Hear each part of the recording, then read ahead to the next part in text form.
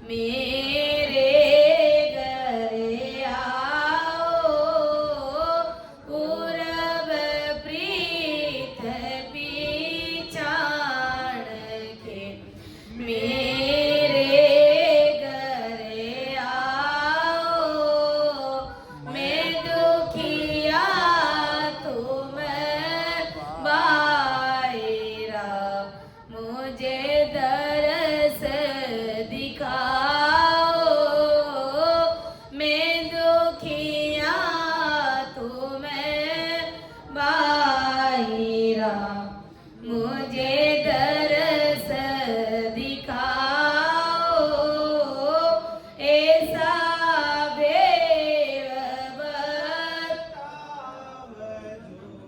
सिमरत गुरु मेरा आराम मिलो इन देह में काटूं विष जेरा ऐसा भेव बतावजो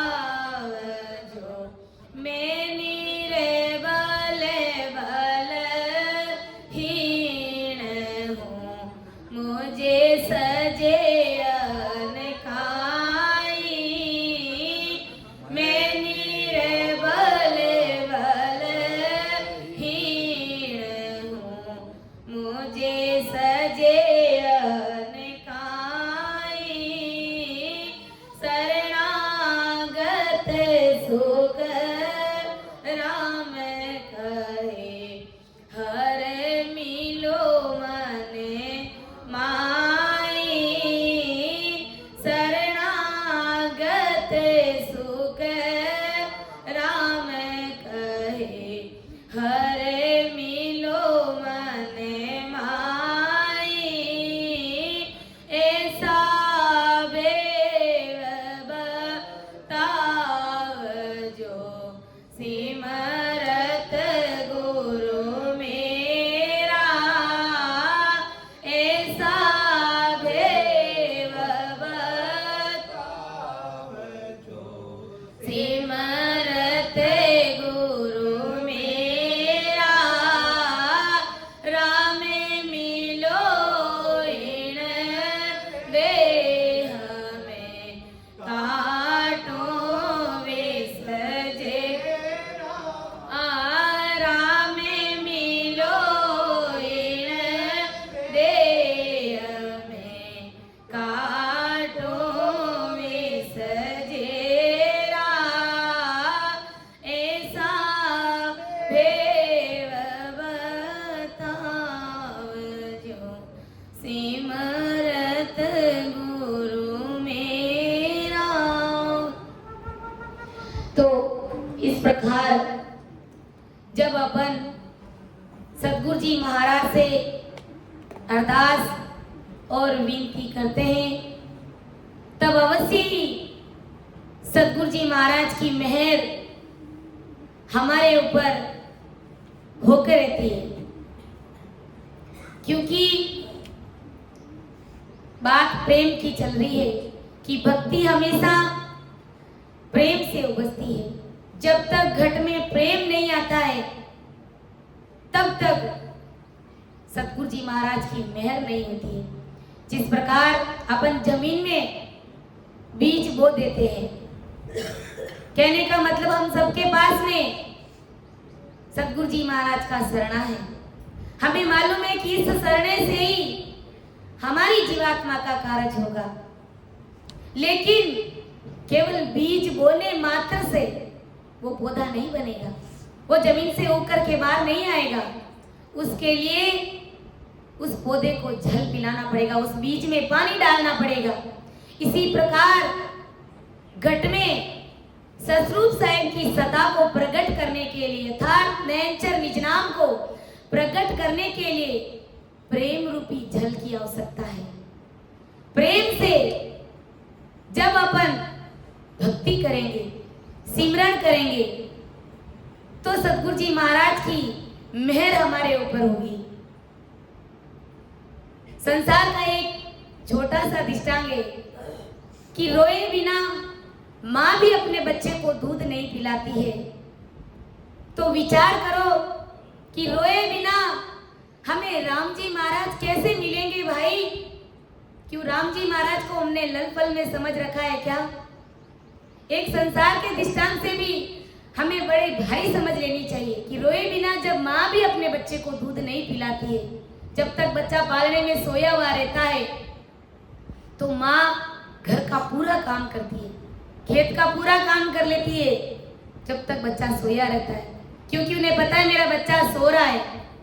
उन्हें कोई चिंता नहीं है। लेकिन जैसे ही बच्चे को भूख लगती है और वो बच्चा रोने लगता है तो माँ का तुरंत ध्यान उस बच्चे की तरफ जाता है और ऐसा प्रेम आ जाता है उस माँ को कि उसकी स्तन में दूध की धारा छूट जाती है। तो ऐसा प्रेम हमें सतगुरु जी महाराज से चाहिए, हमें राम जी महाराज से मिलने के लिए चाहिए। संसार का मने कोई भी दुख बढ़ जाता है या कोई छोटी मोटी हमको बीमारी हो जाती है, उस बीमारी से अपन ऊब जाते हैं, दुखी हो जाते हैं, तो हम क्या करते हैं? कोई हमसे मिलने के लिए आता है तो हम उसके सीने पर अपना माथा टेक करके रोते हैं। क्यों रोते हैं? कि अपना दुख हल्का करने के लिए रोते हैं। तो हमें कौन सा रोग लगा हुआ है, हमें कितना भारी दुख पड़ा है, उसके ऊपर हमने कभी विचार किया है क्या? हमें 84 का रोग जन्मों जन्म से लगा हुआ है। जन्मों जन्म से ये आत्मा हमारी भटक रही है और 84 का बड़ा भारी दुख यहाँ पर तो बैठ करके बड़े आराम से अपन भजन सिमरन कर रहे हैं, लेकिन जो बाहर 84 लाख योनियों में जो जीव भटक रहे हैं वैसे हम भी भटक रहे थे और आज हमने मनुष्य शरीर पाया है, लेकिन इसमें भी हम पूर्ण रूप से हमें सुखी नहीं है। हम उसमें भी हमारी दुख भरी जिंदगी है हमारी। तो उस 84 के दुख को मिटाने के लिए, उस रोग को सदा सदा के लिए खत्म करने के लिए क्या हम सतगुरु जी महाराज के सामने हम रोएंगे नहीं क्या? उसके लिए हमें रोना पड़ेगा, वो दुख हमें जताना पड़ेगा, तभी सतगुरु जी महाराज की मेहर हमारे ऊपर होगी और उनको ख्याल आएगा, उनके मन में ऐसा विचार आएगा कि वास्तव में इसको राम जी महाराज से मिलने की पीड़ है, तो तुरंत कृपा हमारे ऊपर होकर के रहेगी। ऐसी ये राम जी महाराज की सता का पराक्रम है। रोए बिना जब माँ भी दूध नहीं पिलाती है तो रोए बिना हमें राम जी कैसे मिल जाएंगे? ये 84 का दुख ऐसे ही सहज में नहीं कटेगा और उसमें भी हमने उत्तम जून पाई है, ये मनुष्य देह पाई है। और 84 लाख योनियां भटकने के बाद 4 युगों में 43,20,000 वर्ष के बाद में एक ही बार ये मनुष्य शरीर हमको मिलता है और इस मनुष्य शरीर को जो हीरे के समान है उसे अगर हमने ऐसे ही गंवा दिया, लल पल में गंवा दिया, तो फिर विचार कीजिए हमारा क्या हाल होने वाला है। संत कहते हैं, मान को जन्म हीरो हाथ नहीं आवे, मान को जन्म हीरो हाथ नहीं आवे, लख 84 रा फेरा रे, लख 84 रा फेरा रे, लेवड़ो होवे तो ले लो रे मारा भाया, लेवड़ो होवे तो ले लो रे मारा भाया, आइए लेवड़ी यारी बेड़ा रे, आइए लेवड़ी यारी बेड़ा रे, मान को जन्म हीरो हाथ नहीं आवे, मान को जन्म हीरो हाथ नहीं आवे, लख 84 रा फेरा रे, लख 84 रा फेरा रे, श्याम पलट सिर श्वेत भयारे, श्याम पलट सिर श्वेत भयारे, अजउन आई लाजा रे, अजउन आई लाजा रे, तिरिया जका नर नाव सुतिरिया, तिरिया जका भी नर नाव सुतिरिया।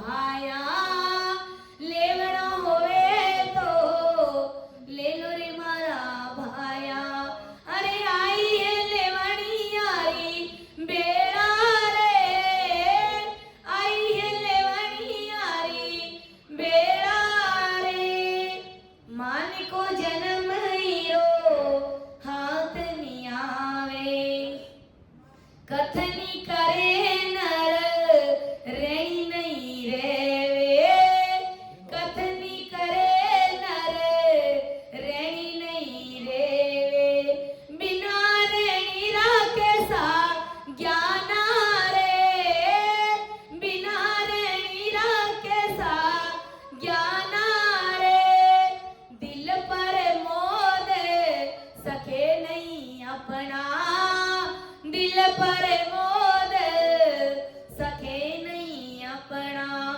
अरे और ने पूछे ज्ञाना रे और ने पूछे म्याना रे ओ मान को जन्म हीरो हाथ नहीं आवे मान को जन्म हीरो हाथ नहीं आवे लख चौरासी रा फेरा रे लख चौरासी रा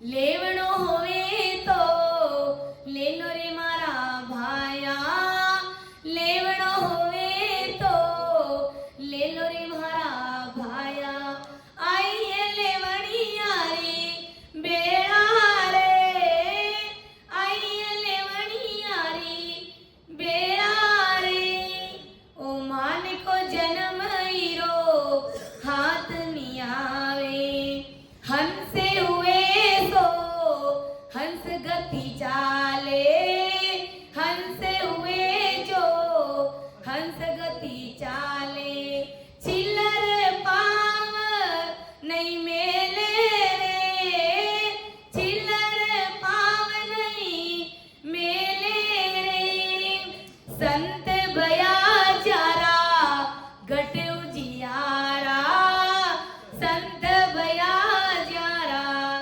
घट उजियारा अरे अखंड कड़ा सुनो खेले रे अखंड कड़ा सुनो खेले रे सतगुरु मिलिया सोदा मणिया सतगुरु मिलिया सोदा बणिया अरे भाव भक्ति विस मासा रे भाव भक्ति विस वासा रे रोयल रतने अमोलक लादा रोयल रतने अमोलक लादा बाग भला जाने पाया रे बाग भला जाने पाया रे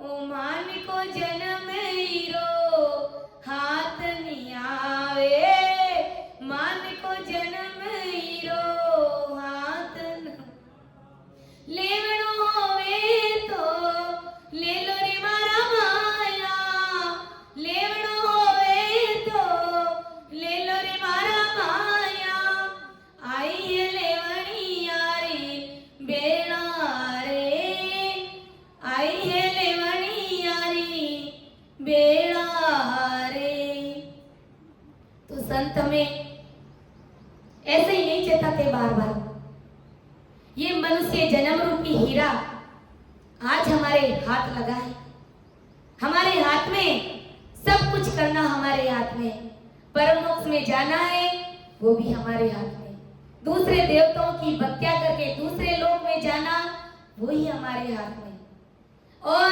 नाना प्रकार के कुकर्म करके नरक में जाना वो भी हमारे हाथ में यानी सारी बातें हमारे हाथ में।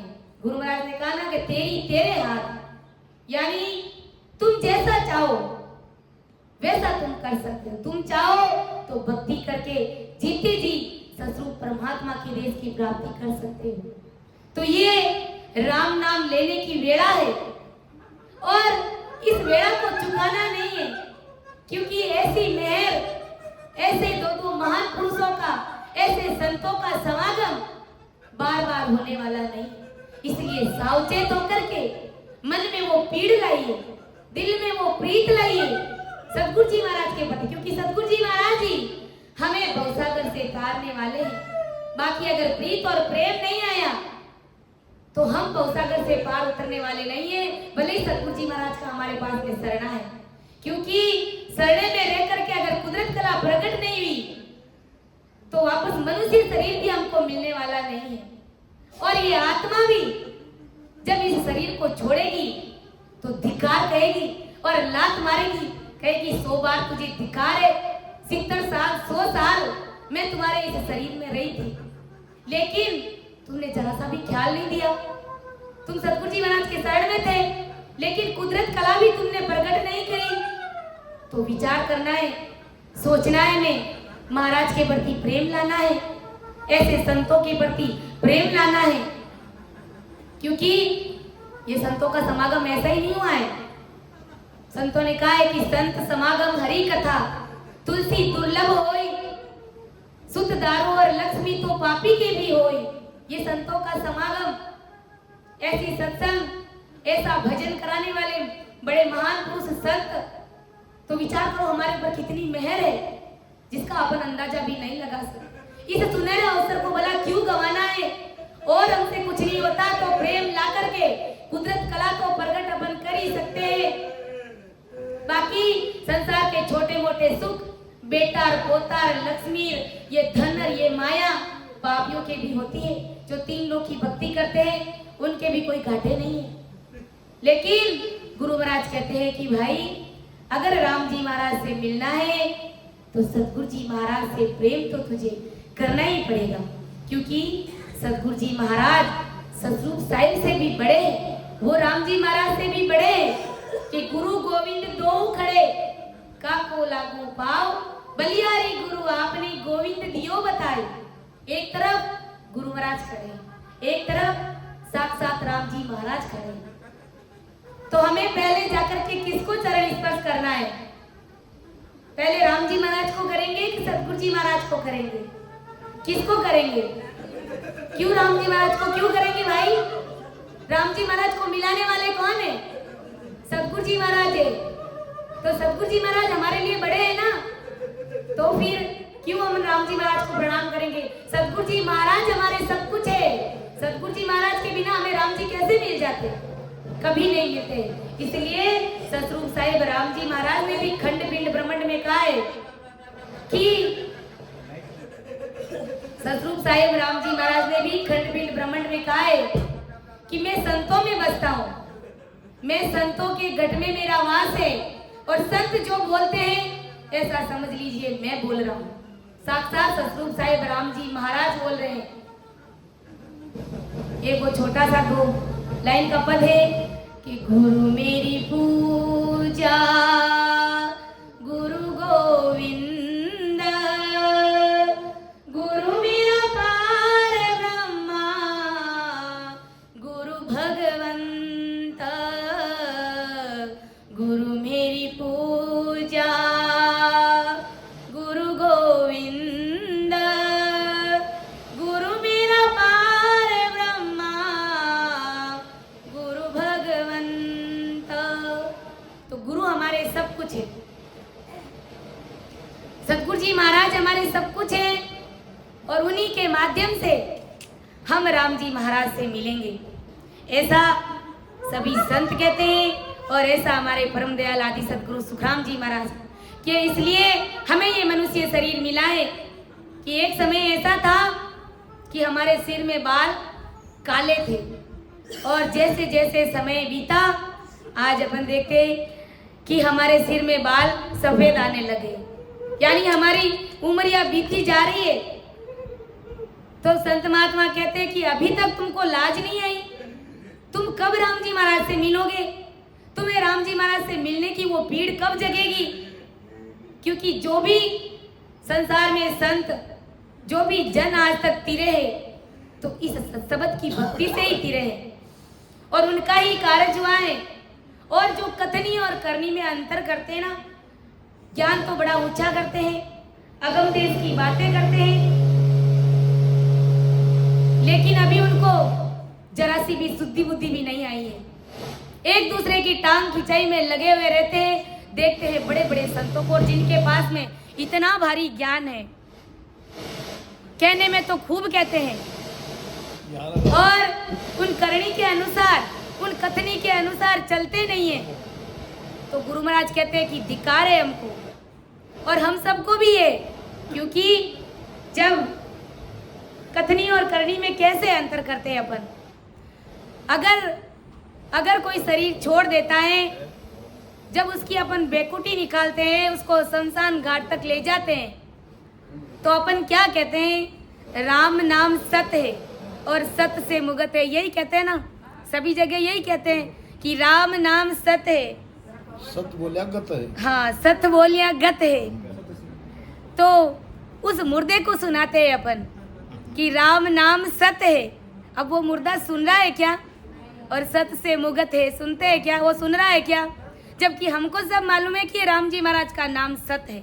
बाकी कोई भी भक्ति, कितनी भी भक्तियां अपन करते हैं, लेकिन उन भक्तियों में जो देवी देवता है उनका नाम वहाँ पर अपन नहीं लेते। जब जीव का अंतिम संस्कार, उसका दाह संस्कार करते हैं, तो अपन वहाँ पर ऐसा नहीं कहते हैं कि राधे कृष्ण सत्य है या फिर सीताराम सत्य है। ऐसा कहते हैं क्या? नहीं कहते। एक ही सार शब्द उनको सुनाते हैं कि भाई राम नाम सत्य है। तो जब राम नाम सत्य है, इस सत्य से ही हमारी मुक्ति होने वाली है, तो फिर अन्य भक्तियों में अपन क्यों पढ़ते हैं? जब अपने को सब मालूम है कि अपन कहते क्या है और फिर करते क्या है। अपन कहते तो राम नाम सत्य है और इस राम नाम रटने से ही हमारी मुक्ति होने वाली है, तो फिर अन्य देवी देवताओं के प्रपंचों में अपन क्यों पढ़ते हैं? हमको नहीं पढ़ना चाहिए। इसलिए संत कहते हैं कि जो कथनी और करनी में अंतर करते हैं, कथनी करे नर रेणी नहीं रेवे, बिना रेणी रा कैसा ज्ञान आ रे। कैसा ज्ञान करते हैं अपन?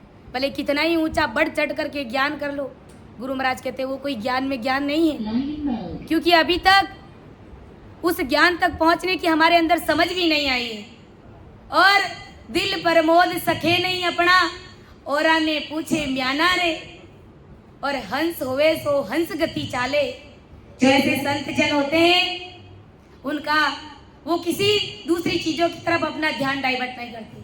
वो 24 घंटे सांस उसास में सिमरण करते हैं। उनका एक ही लक्ष्य रहता है कि मुझे राम जी महाराज से मिलना है।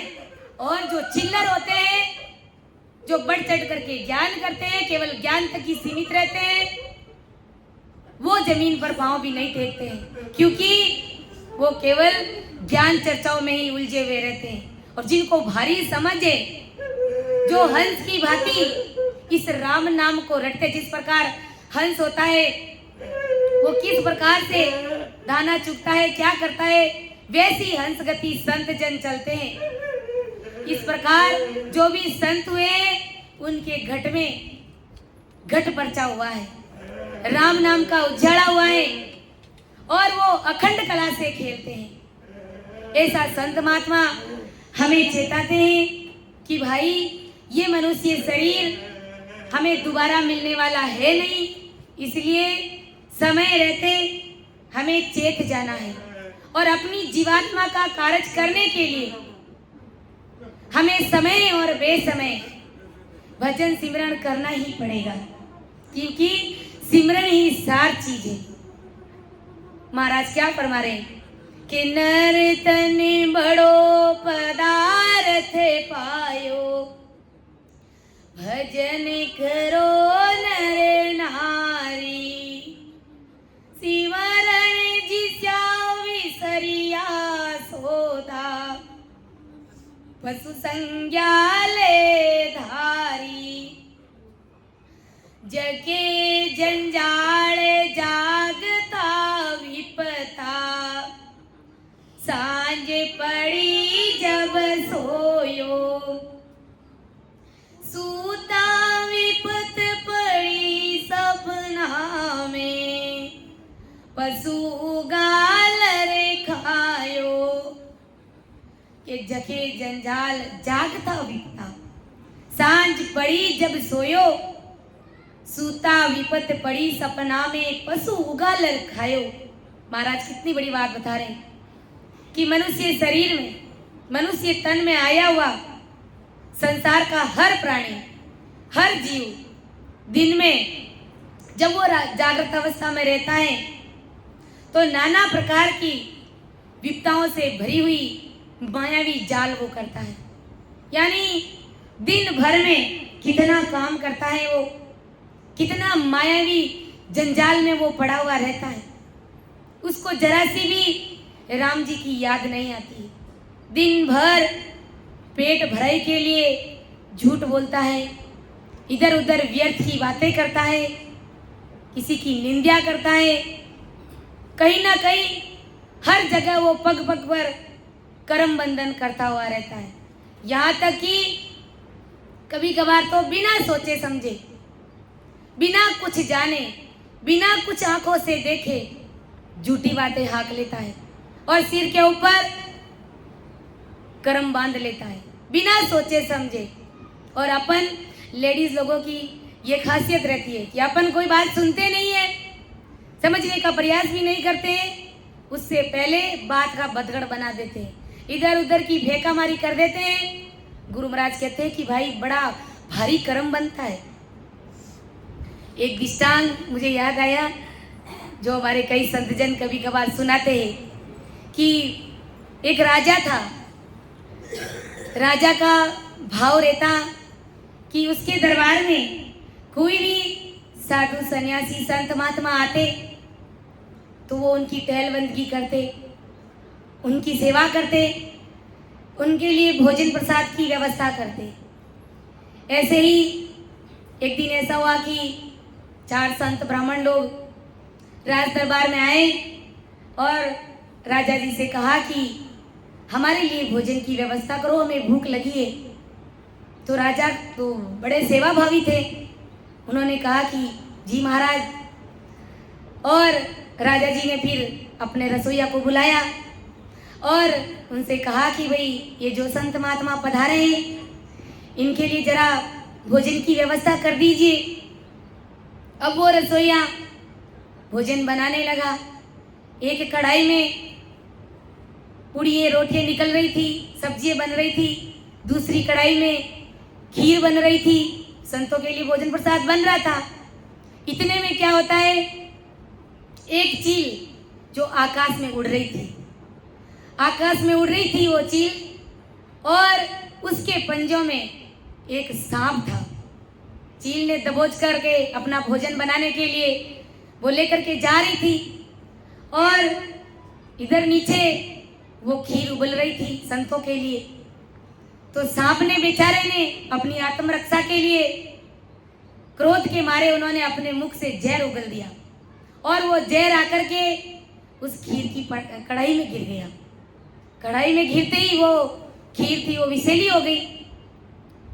अब रसोइयों ने क्या किया, भोजन प्रसाद तैयार करके सब ब्राह्मणों को संतों को जिमाया। जैसे ही संतों ने जिमा तो उन सबको जहर चढ़ गया और वो सभी संतजन राम शरण हो गए, उन सब की मृत्यु हो गई। अब उसमें राजा का क्या कसूर है, राजा तो सेवा भावी था, उनका भाव था। अब ऊपर धर्मराय बड़ी चिंता में पड़ गया। उन्होंने कहा कि भाई ये पाप आखिर में किसके खाते में लिखूं, किसके सिर पे मंडू में ये पाप, क्योंकि राजा का बेचारा का कोई दोष नहीं है। उन्हें नहीं पता है कि क्या हुआ है। उनका तो भाव था कि जो भी संत महात्मा आते तो उनकी टहलबंदगी करते, भूखों को भोजन खिलाना। और फिर उस रसोइया की, जो रसोइया था भोजन बना रहा था, उसकी भी बेचारे की क्या गलती, उन्होंने भी कुछ भी ऐसा नहीं देखा। उन्होंने भी बड़ी ईमानदारी से भाव से भोजन प्रसाद बनाया संतों के लिए।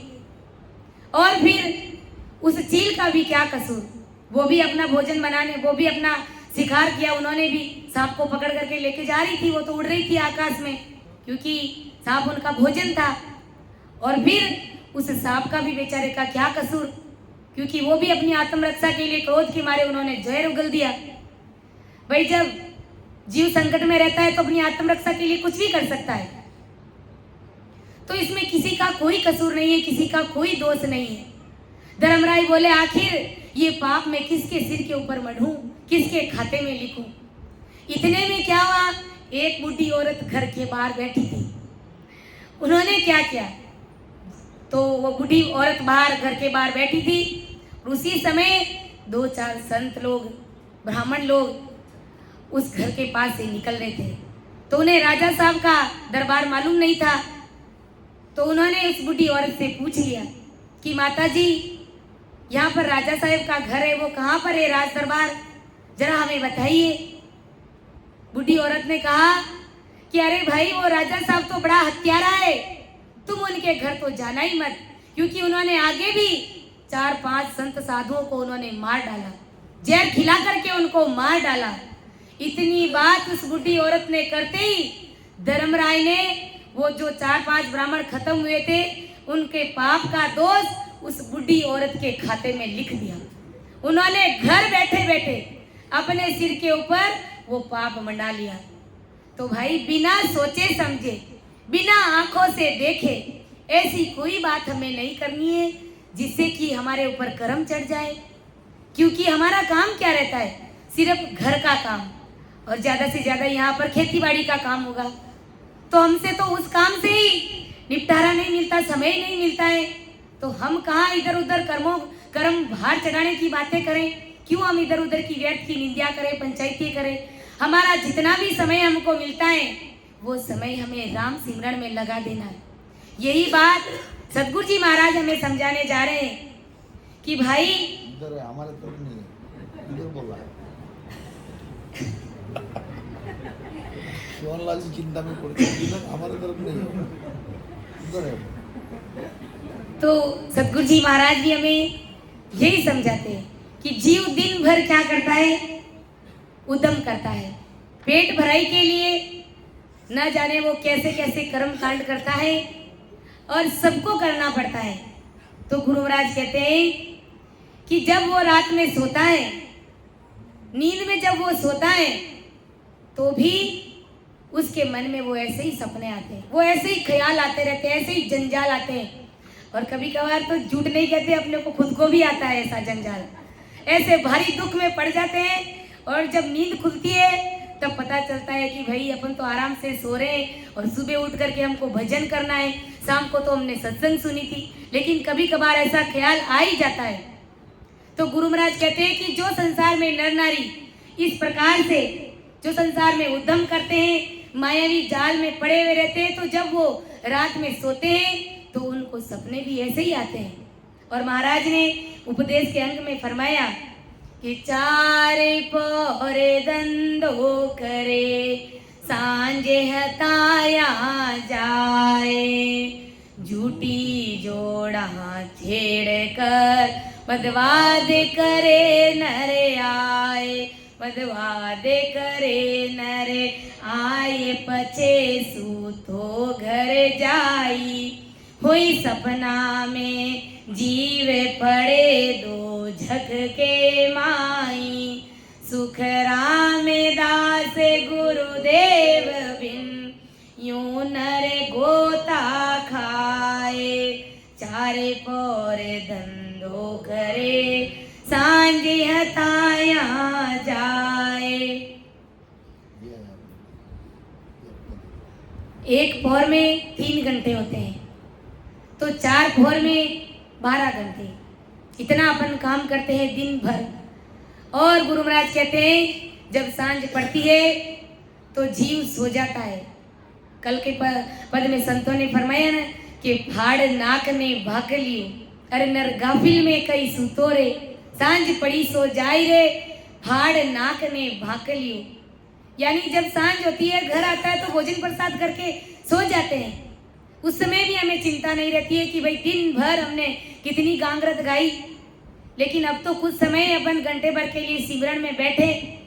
गुरु महाराज कहते हैं कि जो ऐसा नहीं करते हैं वो सपने में भी डरते हैं, और सपने में भी ऐसे ही जंजाल देखते हैं, तो ऐसे जीव सीधे ही नरक में जाते हैं। गुरु महाराज कहते हैं कि सूता विपत पड़ी सपना में, पशु उगालर खायो।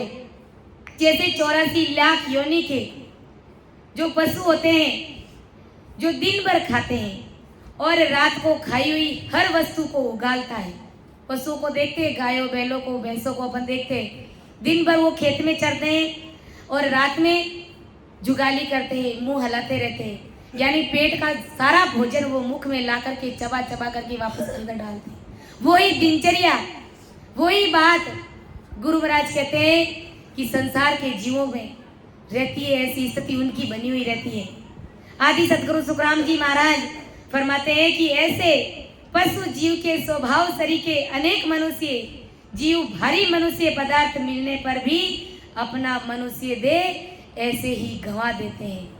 तो पशुओं में और उन संसार के नर नारियों में फिर क्या अंतर रहता है? कुछ भी अंतर नहीं रहता है। चाहे मनुष्य के पास में चाहे कितना भी रुपया पैसा धन दौलत गाड़ी है, आराम मौज मस्ती बंगले सब कुछ है, लेकिन उनके पास में अगर राम नाम की भक्ति नहीं है, सत शब्द की भक्ति नहीं है, तो गुरु महाराज कहते हैं कि वो पशु के समान है। बस फर्क इतना ही है कि पशुओं के सींग और पूंछ है, वो हमारे नहीं है। हम बिना सींग पूंछ के पशु है। ऐसा परम दयाल आदि सदगुरु सुखराम जी महाराज फरमाते हैं। तो समझाने में अर्थ करने में मेरे से कहीं त्रुटि रही है, अपनी बिटिया समझ करके मुझे माफ करिएगा। सुन जो मैं निर्दोष हूँ, गाते बांधे जैसे होए, तुम्हारे बोलन हारे हो, क्या जानेगा कोई। परम दयाल अनंत सुख सम्राट आदि सदगुरु, सर्वात्माओं के सदगुरु, सर्व सृष्टि के सदगुरु, सदगुरु सुखराम जी महाराज ने धन्य हो राम सभा में। राम राम महाराज, सभी को राम राम साहब, सभी को मेरा बारंबार प्रणाम।